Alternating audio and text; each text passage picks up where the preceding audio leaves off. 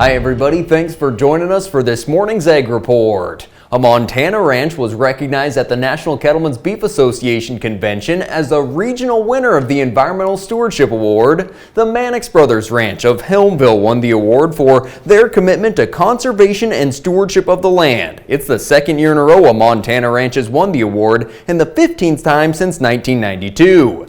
David Mannix explains some of their intensive rotational grazing and how they're producing more while using less resources. The ranch has been in operation since 1882. We've done some rotational grazing for a number of years now, in some cases with our yearling stockers doing daily moves instead of every 4 or 5 day moves, and so that's one of the reasons we've been able to get away from commercial fertilizer. At the same time, have increased production, and we're using less irrigation water to make that happen. Rotational grazing will be one of the topics covered during the Montana Soil Health Symposium in Billings this week. The event kicks off today with a pre-conference workshop on direct marketing beef that will feature Cole Mannix. The symposium itself starts Wednesday and will feature speaker Jerry Doan on holistic ranch management. Also this week on Wednesday, the Missoula Chamber of Commerce Agribusiness Banquet will be emceed by our own Taylor Brown. The Glendive Agri Trade Exposition's coming up on Friday and Saturday, and then the Montana Farmers Union Women's Conference this weekend at Fairmont Hot Springs, featuring our own Courtney Kibblewhite as one of the speakers. Thanks for joining us this morning. We'll see you back here in an hour for the markets. We asked Montana farmer Walt Sales about the challenges of mental health in agriculture.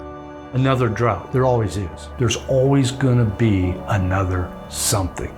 I grew up in a generation of you pulled yourself up by your bootstraps, but it's become evident is what do you do if you can't even find those bootstraps? If you need to talk to somebody, go to beyondtheweather.com for free counseling for Montana ag producers.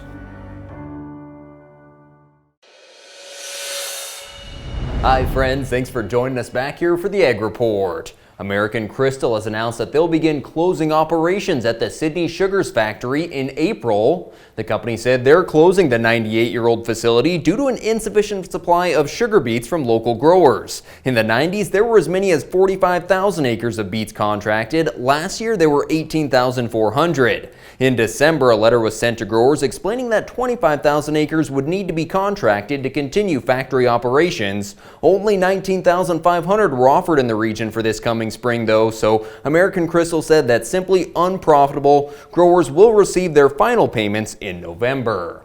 Well, in the cattle futures, feeder cattle led the way higher, but it was live cattle that notched another contract high. Support coming from that cash cattle market that was up $2 to $3, with live trade averaging $158 and dressed at $250.